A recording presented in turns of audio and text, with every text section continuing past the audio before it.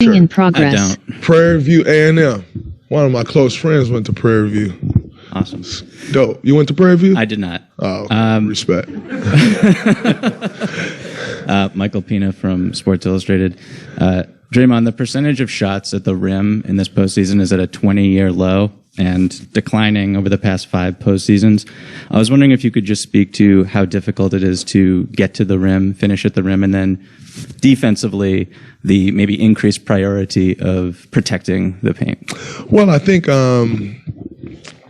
there's an increased priority in protecting the paint because three-point shooting is so good, and so it goes back to the Steph Curry effect. If you can constantly get into someone's paint, then it opens up. The world opens up. The three-point shots open up, and that's what everyone wants to take away in today's day and age. And then I think the game's just much more athletic than it was before. Guys are more athletic, and it's just way tougher. Like Jason Tatum, 6'10", or 6'11", wherever he is. It's a 2-3. Like Kevin Durant's 7 feet. It's really a 2-3. Like, yes, in the way the game has changed, you take Kevin Durant's a 3-4. Kevin Durant started his career as a 2. And so when you look at that, the overall length of guys in this league, and then you couple that with athleticism, and it just makes it so much tougher to get to the rim and finish. And I think that's a huge change in this game. And then also, teams are hunting more threes. And so even the priority for most teams, it is to get in the lane and kick out for a 3, as opposed to getting to the lane and finishing at the rim, or getting to the lane and getting to your mid-range. It's to get there and kick out, and I think that adds to the drop as well. First row on the left. Hey, Draymond. Tomer Zarley from Clutch Points.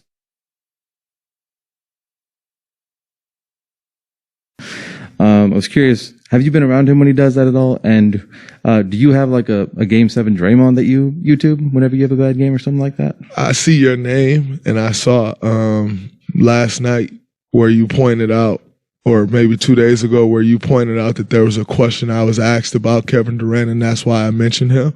So I want to say thank you for your honesty and for your duty to this job. I know the world that we live in now is all about clickbait, and people will cut the question off so that they can try to make it appear as if I'm just up here talking about Kevin Durant like I don't have anything else better to do in my life. So I want to say I appreciate you and just upholding the integrity of media, because when I speak about the new media, that's what I'm speaking about. The integrity of this business has been lost, and bringing that integrity back to this business. So I want to say thank you on your work. That was incredible, and I appreciate that.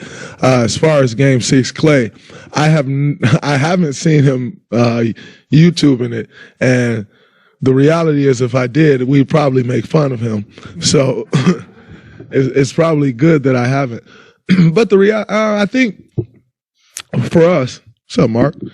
I think for us, you tend to go back to those experiences. You tend to draw from that, and because ultimately, when you think about things like from our perspective, especially a shooter like Clay, you always hear the term, get to the free throw line or get a layup, because you just need to see the ball go in the rim. It's not always that simple in the game. And so if you can go back to that and just a reminder, I know I can do that. I know what I'm capable of.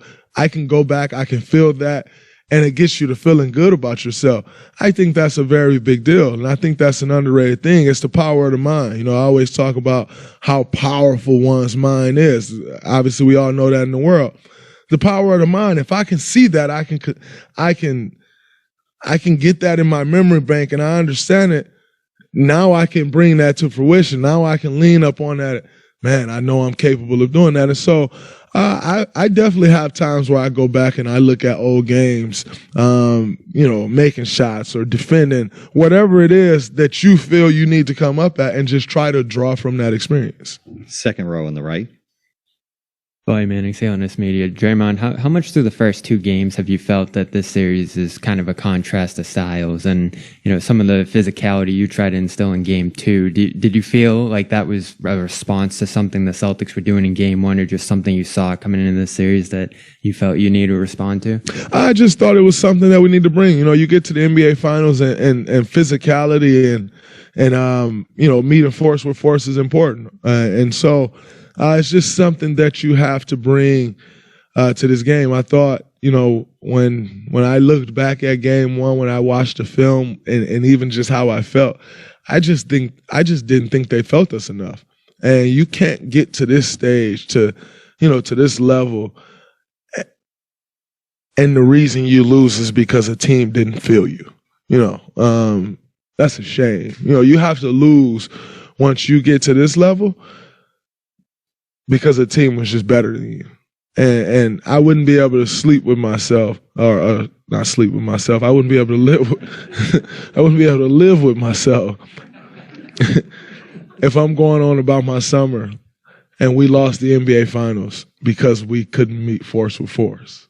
And so I think that was just kind of it for me, and understanding that, like I said, that is my department. That's where I'm supposed to lead, and I can't let my guys down. Third row on the left, Gary Washburn. Watching Boston Globe. Is there an art to trash talk? One. Secondly, when a young guy comes and plays against you, and it's obvious he either models his game after you, or he might even say, man, I watched you growing up, and you talk trash to him, is that fresh meat for you, and is there times you just say, I probably shouldn't have said that? There is an art to trash talking. If you grew up in Saginaw, Michigan, it's naturally given to you. And so, for me personally, growing up the way I did, you can't survive if you can't talk on the court. You can go out there quiet if you want to. You play as good as you want. If you're quiet, they're going to think you're soft. They're going to keep trying to bully you. And so that's just kind of the way I learned. For a young guy I think there's a balance, right? Like, I'm assuming you're talking Grant Williams. Of course you are. I think when you see a guy say, man, I grew up watching him, you appreciate it.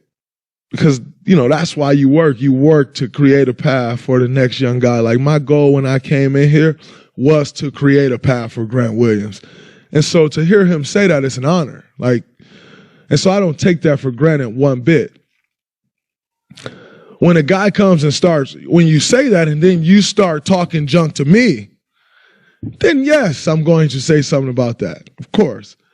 But I didn't say anything about that game one because he wasn't talking to me. I'm not going to go watch his press conference where he gives me props, where he appreciates my game, and then go throw it in his face. That's whack to me. I'm not doing that. That's just not how I roll. LeBron James, when I was wearing LeBron James sneakers in my first 1, 2, 3 years and playing against him, he didn't throw in my face dude, you got on my sneakers. This is just not something you do. Once he start going at me and it got chippy and, he's yap. And all right, bro, you can't say that and then come and say this, that just doesn't add up to me. So then you just go wherever you got to go. And for me, that's where I'm going. Do I feel like, no, man, I shouldn't have said that. That was too, nah, it's the heat of the battle. You're out there on the court. You get to feel sorry for him or yourself if you want to. It's going to turn on you. So, no, you just keep it moving. Third row in the middle. I'm also someone who, things happen on the basketball court. Things are said on the basketball court. It's the basketball court. I then leave the basketball court. I go home to my life, my normal life. But, I am not one that's like, oh, man, such and such did this on the court, and now I need to feel the way it's the basketball court. Last question in the middle. Joseph Pavone, CLNS Media. Draymond, along those lines, who's a player that you saw growing up that may have taken that out of you in terms of like giving you that tenacity, that aggressiveness? Two guys that were talking after game 2 was Gary Payton and Cedric Maxwell, and they talked about that. They got a glimpse of that old school trash talk and physicality basketball that they both, lived. And I'm wondering, obviously, that's been part of your game for a long time now, but is there someone in particular that inspired that, or where did that originally come from, I guess? No, I think it just comes from growing up in Saginaw, playing at Vest Park, playing at the Silvertown Recreation Center. Obviously, and growing up, I watched guys like Gary Payton, Rasheed Wallace. I watched all those guys and how they went about their business. Dennis Rodman, seen those guys over the years, and I have a huge appreciation for Uncle Oak. How he enforced things. Like that's a part of the game. Like that is a skill, and so I have a huge appreciation for those guys. I saw what Cedric Maxwell said, and one thing that baffles me about the '80s or the '90s or whatever you want to call when basketball was so much more physical is some of the guys that be talking weren't the guys that was punching people. Like they act like guys was just walking around the court like I'm hitting this guy in the nose. There were a few guys back then that would lay you out, that would knock you out, that would foul you and get thrown out the game. Bill Laimbeer, Rick Mahorn, but everybody running around acting like they were that. Y'all were getting bullied, and so it baffles me when every guy, just because they played in the '80s, just because they played in the '90s. It's like, man, if you played in our day, you get knocked out. Like, no, not really, because it wouldn't be you. So, okay, you saying Rick Mahorn would have knocked me out. Rick Mahorn probably knocks you out. Like, Bill Laimbeer probably lays you out. So were there enforcers of that time? Of course. Would they have knocked you out? Of course. Their fine was also $2. Like, it's just not the same day and age. If I go knock somebody out, I probably get fined $1 million. Like, it just don't work the same. And so, when guys get to making these comparisons or talking about, if you played in this day and age, like, yeah. And if you played in this day and age, you would have had to be way more skilled than you were.